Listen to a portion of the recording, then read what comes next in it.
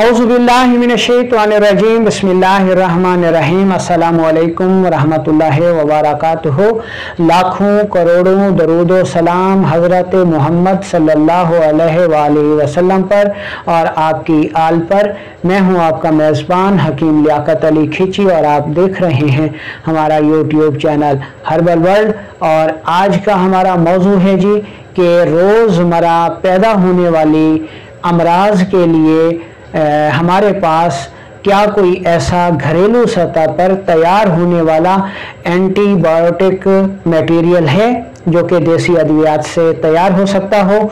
तो दोस्तों, जो एंटीबायोटिक अद्वियात हैं ये जरासीमी अमराज और वायरल अमराज में बहुत ज़्यादा इस्तेमाल की जाती हैं, हद से भी ज़्यादा इस्तेमाल की जाती हैं, यहाँ तक कि अब ये अपनी अफादियत खोना शुरू हो चुकी हैं और जरासीमों ने इनके ख़िलाफ़ क़ुव्वत मुदाफ़ियत हासिल कर ली है, जिसकी वजह से अब ये एंटीबायोटिक अद्वियात जो हैं वो बेअसर हो रही हैं। और जो एक इनका हवा बना हुआ था ये कि एंटीबायोटिक हर मर्ज़ का इलाज है और आजकल जो अमराज जरासीमी सुनियत से फैल रहे हैं तो उनका ये शाफी इलाज है। लेकिन आज हम देखते हैं कि दुनिया में जितनी भी वबाएँ आईं, ठीक है, या जो हालिया वबा आई हुई है मंकी पॉक्स, या उससे पहले जो ख़तरनाक वबा फैली, ठीक है, या और भी अमराज, तो उसमें हम देखते हैं कि एंटीबायोटिक बेबस नज़र आती हैं।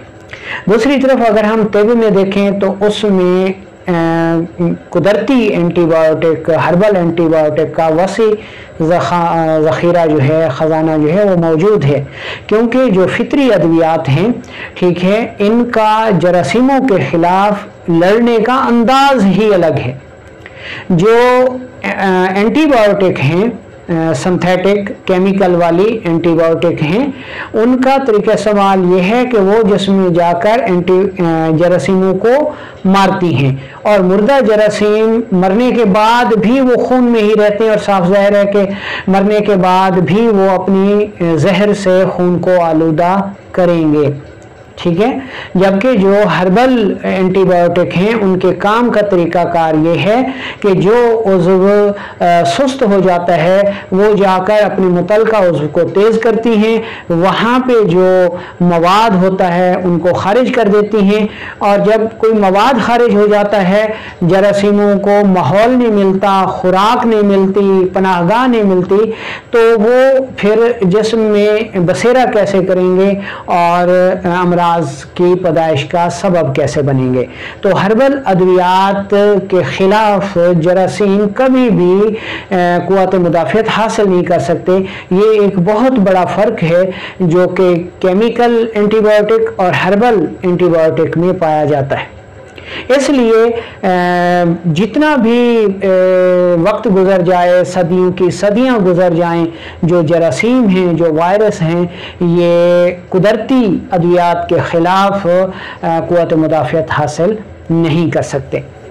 तो आज हम आपको एक ऐसा घरेलू सतह पर तैयार होने वाला एंटीबायोटिक शरबत बताने वाले हैं जो कि बासानी तैयार हो जाता है, घर भर के लिए मुफीद है। बुखार हो, नज़ला ज़ुकाम हो, खांसी हो, गले की खराश हो, एलर्जी हो, जोड़ों के दर्द हों, यूरिक एसिड हो, दिल का कोई मसला हो, ठीक है, तो ये उन तमाम मसाइल के लिए एक बेहतरीन कुदरती एंटीबायोटिक है, ठीक है जी। तो और मज़े की बात यह है कि इब्तदाई तौर पर, ठीक है, ये पूरे जिस्म के लिए मुफीद है, ठीक है, हर उज़्व के लिए। यानी इसका तरीक़ेकार ये है कि ये डिटॉक्सिफिकेशन करता है, ठीक है, जिगर के गुदूद नाकला को तेज़ करके जिसमें रुके हुए मवाद को बाहर निकाल देता है, जिसमें के जरासीम भी अखराज पा जाते हैं और वो अपना जहर जो है इंसानी जिस्म में नहीं फैला सकते, अमराज पैदा नहीं कर सकते। तो इसमें हमें किन किन चीज़ों की ज़रूरत होगी, सबसे पहले आप वो नोट कर लें। हमें इसमें एक कप जो है, ये मैं मिकदार बता रहा हूँ एक कप के हिसाब से, आप चम्मच के हिसाब से भी इनकी मिकदार को तयन करके इसको बना सकते हैं, कोई हर्ज नहीं है, ठीक है। तो इसमें सबसे पहले आपको अदरक का रस चाहिए, वो आपको 1 कप चाहिए। और दूसरे नंबर पर आपको पुदीने का रस चाहिए, वो भी 1 चम्मच चाहिए। तीसरे नंबर पर आपको जो हमारे घरों में प्याज पाया जाता है, इसका रस चाहिए, ये भी 1 कप चाहिए, और कप एक ही वज़न का होना चाहिए, ठीक है। और चौथे नंबर पर आपको लहसुन का जूस चाहिए, ये भी 1 कप चाहिए। ये अब आपके पास 4 कप इन जड़ी बूटियों का रस हो गया। अब आपने 4 कप लेनी है शहद, और ये शहद जो है वो छोटा हो या बड़ा हो, लेकिन खालिस होना चाहिए। अब 4 कप शहद और 4 कप इन जड़ी बूटियों का, इन कुदरती एंटीबायोटिक का रस चाहिए, ये आपने मिला लेना है। अब ये आपके पास हो गया 8 कप, तो आपने इसको आग पे पकाना है। आग पे आपने कितना पकाना है? आपने इतना पकाना है कि ये मवाद जो है वो 5 कप रह जाए, यानी जो 8 कप था, 4 कप शहद और 4 कप इन जड़ी बूटियों का रस, तो ये टोटल 5 कप रह जाए। जब 5 कप रह जाए तो आप इसको आग से उतार लें और ठंडा होने पर महफूज कर लें, लेकिन ध्यान रहे कि आग बिल्कुल हल्की होनी चाहिए। अब आपके पास ये कुदरती जो एंटीबायोटिक सिरप है वो तैयार हो चुका है। बड़े अफराद के लिए 2 चम्मच सुबह दोपहर शाम, और छोटे बच्चों के लिए जो कि 1 साल से 5 साल तक हैं, उनको 10 कतरे से लेके 20 कतरे तक उनकी मिकदार खुराक बनती है।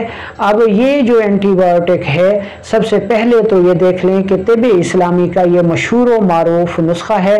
नबी अकरम सल्लल्लाहु अलैहि वसल्लम ने इसमें शहद को जो है अमराज के ख़िलाफ़ बेहतरीन करार दिया, और शहद के पीने को अमराज से निजात करार दिया।